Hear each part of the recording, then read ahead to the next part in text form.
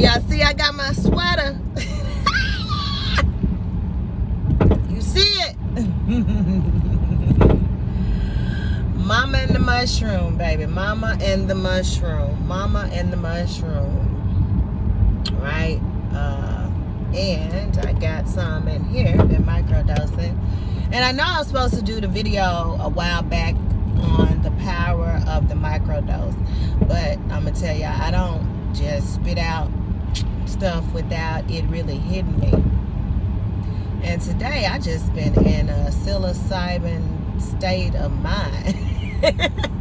It's been a psilocybin state energy that came over me this morning. I was like, okay, I had the powerful dream when I woke up about the ancestors. And then, of course, the ancestral energy from the psilocybin hit me. You know, I do research on psilocybin. So I had some to microdose. And, of course, I added to my coffee. And I wanted to look into, I heard the video, Joe Rogan has a video where he talks about Santa Claus, Christmas, and the Amanita muscaria mushroom, this is the Amanita muscaria, this is the mushroom that is known for Christmas because it would grow under the pine trees. And so he gives a brief overview or summary of the meaning of Christmas, but it comes from the book. I believe the book is Sacred Mushroom and the Cross, or Sacred Mushroom and Christianity. I'm going to pull it up, but I'll link the book here. I just bought it on Audible, and I'm listening to it because it goes over how Christianity is really connected to the mushroom. The Amanita muscaria mushroom, to be exact, and it's really created from that. And so I just started listening to it. I haven't got deep into the book. I just bought it maybe like an hour ago, and I'm getting ready. That's going to be my listen for it today, and my brief education because I was drawn to it. I found this sweater a week and a half ago, and I was like, yes, give me this. And I was like, let me wear my sweater today. Let me do my mushrooms today. I want to listen to this book today. And the power of the microdose, going back to that, I microdose psilocybin in coffee. I'll do it for 5 days on and then 5 days off, or maybe a couple of weeks off until I'm drawn to do it again. And this is what happens. It reconnects, or I wouldn't even say reconnects, because that would be for someone with memory loss or dementia or Alzheimer's. But with those who don't have any type of memory issues or brain issues that need repair, it creates new neurological pathways. So neurogenesis occurs through the microdose. So when you are taking, and I've tested this several times, I tested this last year when I first started it, and that's when I was teaching. And so I would do my microdose in the morning and go to the classroom with the students. And I was in a classroom, and I gave them these math worksheets. Well, it would be some students that would come to me, want me to check their math worksheets, and I'm telling you, the information was popping out of my head like I was a human calculator. Like I just knew the information, the math, without doing a calculator. And this wasn't no simple stuff. This was like, you know, what were we doing? We were, and this was 5th grade. We were doing something with denominators. I can't even remember, y'all. I ain't gonna lie. But it was something with multiplying uncommon denominators or something like that. I can't even remember. But anyway, that's what I was checking. And the answers, I was like one student after the next. I was like a fucking human calculator getting this information and calculating. So I was just like, whoa. I finished that. I started working on my chronicles. And information just came to me about writing in my chronicles, just what I needed to write. And it just, chapters after chapters just started to come to me. It was just like limitless. It was like the goddamn movie, Limitless. If y'all seen that, where he take the pill, I forgot what they call the pill, but he take the pill, started writing the book. He finished the book. He started knowing things from college and remembering stuff that he had only seen one time that was still in his brain. Like, that's what was going on when I took that the first time I did this studies. So now I do it, and I feel like I come into this whole new awareness of knowing of information that I may not have really put a lot of energy into, that may have a kind of like slid past me, that I saw but I really didn't see, and it comes back downloaded into my awareness, right? And it becomes like, oh, I know this, or I feel this, or I have a new connection to people around me and their energy. I'm already empathetic. I'm a water sign. I'm a Cancer, and of course I have this fiery energy because my North Node is in Leo.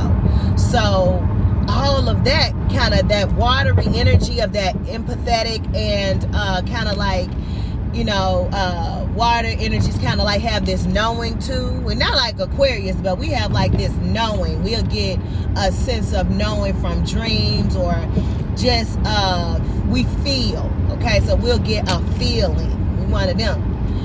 But that fiery Leo energy of what I'm going to, my North Node, kind of fires up that watery psychic energy, and together when I'm working with that North Node, baby, it's it's lit. When you put that mushroom, that psilocybin mushroom, it's a whole new ball game, y'all. And so there's power in the microdose. I know people would want, or they hear, I wouldn't say would want, they hear about those going on these trips where they do large doses. I know Baba Iyi, Kalindi Iyi, as he transverses the multiverse, now his energy that's still among us. When he was here in the physical form, part of what he would talk about in lectures was being a psychonaut and going on these trips where he would do large doses. You know, he was the large dose Baba. And so having sat and spoke and had a conversation with, even talking with, we had a last year, April and May of last year, got to have a conversation with Mama E. And as she had the conversation, was talking about, you know, her transition husband, and I asked her the question. I was like, you know, do you think it's, you know, we should even be taking 20 grams or 50 grams or whatever the case may be? Because I know people that's taking 30, 40, 50 grams. Should we be taking those large doses? What do you think about the large doses? And for her, it's not her journey to take large doses, but for her compliment for Baba E, it was his, and that's what he did. But for her, you know, she said she can get what she needs, and she feel like you can get what you need, you know, from 10. I think she said her largest dose may have been 10 or 15 grams. That's as far that she's going, and she don't want to even do that often, but that as far as she's going.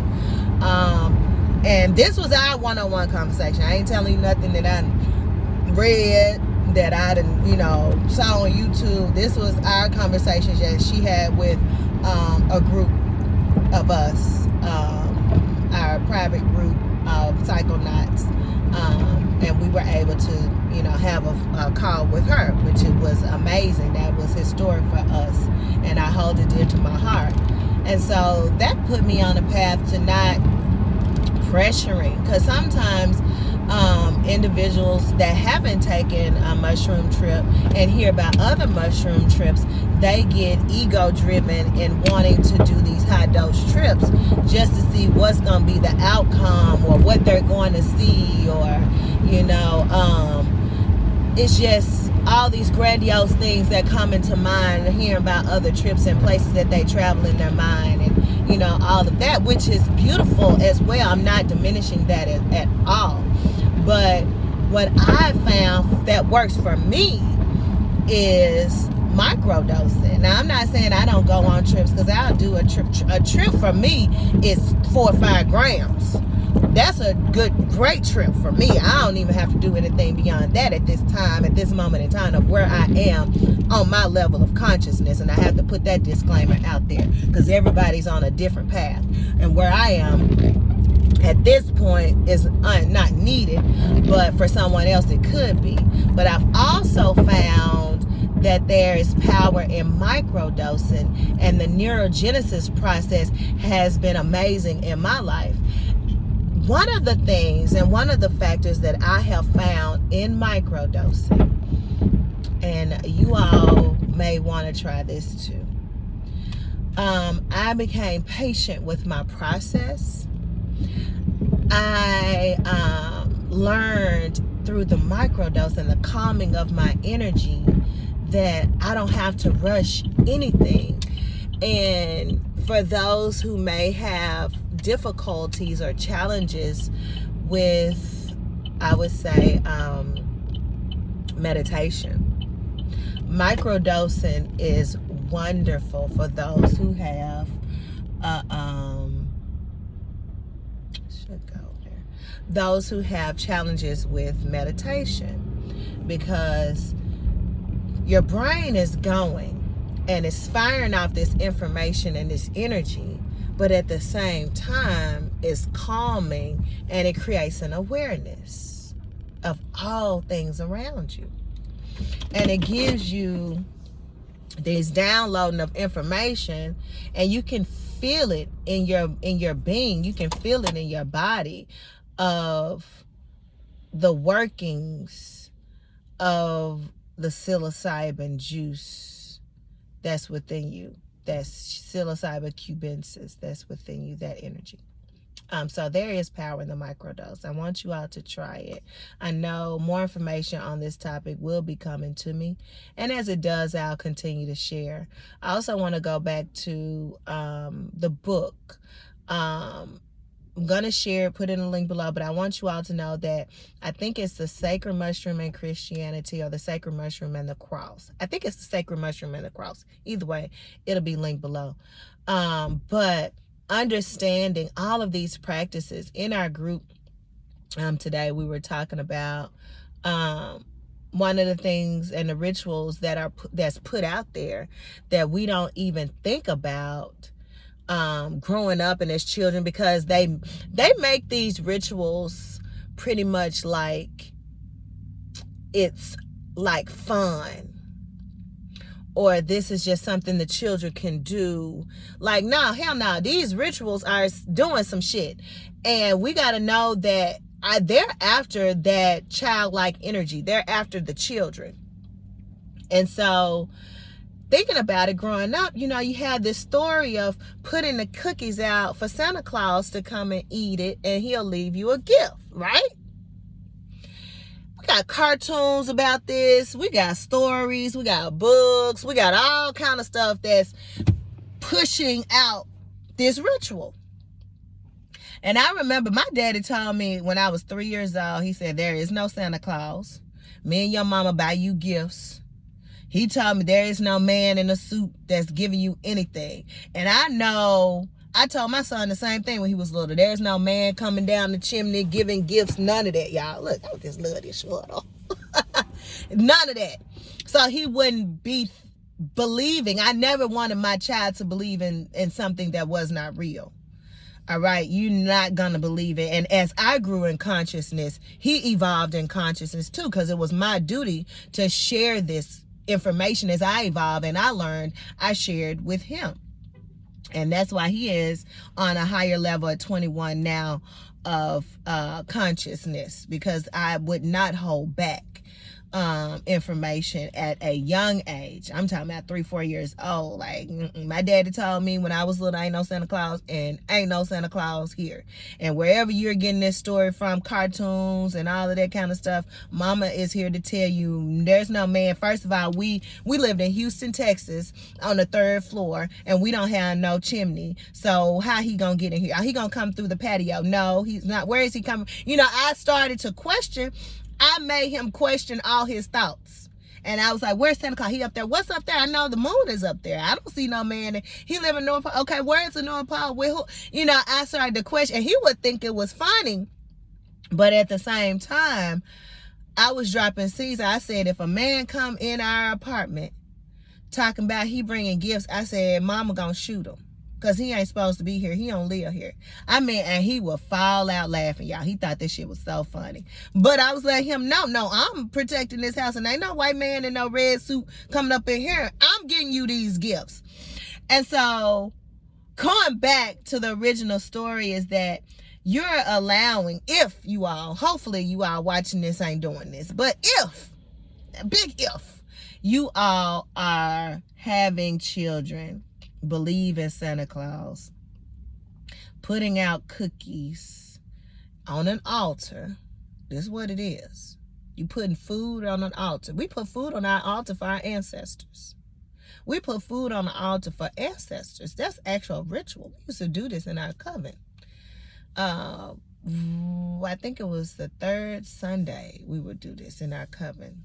But we would cook, and I told you all this before, our ancestors' favorite meal, we put it on our altar. So if you're putting your ancestors' favorite meal, which cookies, or milk, cookies and milk, all right, and he gonna come in, this Santa Claus is gonna come in and dump cookies and milk and eat it and leave gifts. That is a ritual. You are leaving food on an altar for energy to come in. I got this ritual from the ancients, all right, from us, the Africans, the indigenous people. And they replaced it with this Santa Claus, with this Krampus energy. And I'm going to check out that movie. I had my supervisor the other day talk to me. We was talking, and she's in town, and which was amazing because your vibe attracts your tribe. So she was telling me about Krampus, the movie, and I had never watched. She was like, oh, watch it. And my whole team, everybody I work with, white. I'm the only black person. So even yesterday was magical. We go out to the basketball game here. And she said that her bartender for 5 years was the descendant of Marie Laveau. And she said this hotel is haunted. And I said, no way. And so we go up, and she said, she told the bartender, she said, I told them your secret. And she said, what about your ancestors? She said, yeah, Marie Laveau. She's from Louisiana. She moved to Memphis, and her aunt down the line is Marie Laveau. And it was amazing. She made my drink. She made me a rum drink it was delicious. And she had stories to share, which was amazing. I got to talk to a descendant of Marie Laveau. And I'll be going back down there because she right here in Memphis, baby. Memphis is magical. Give fuck what y'all say. Memphis, the ancient rites of Memphis is ancient, baby. Yeah, where the pyramids were. Yeah. So that is, I want you all to check out the Sacred Mushroom and the Cross so you can understand the story of the Amarita Mascara. And also there's power in the microdose. Know that there is power in the microdose, especially if you're someone who has never taken a trip before. Don't feel any type of way. Get you about 0.8 grams to 1 gram, and put it in some juice. I put it in my coffee. Microdose it, and you can still function, go to work, and do those things, but still be in a spiritual mindset. I'm not telling y'all to go out and do different things. Still be, in a state of awareness. I wouldn't say go out and go to a party or rave and all that kind of stuff, but still be in a state of awareness and allow the energy of the mushrooms to be downloaded within you, and it becomes a part of you, and then that neurogenesis will occur, and you'll know it and you'll feel it, even in your speech, your talk, your words, your vocabulary, your movement, your aura, your sexual energy will also change, and it'll become more powerful for your mate. So you will, and I'm going to continue to talk on a lot of these things, but there is power in the microdose. So I'm gonna leave you all in peace as always, and high frequencies.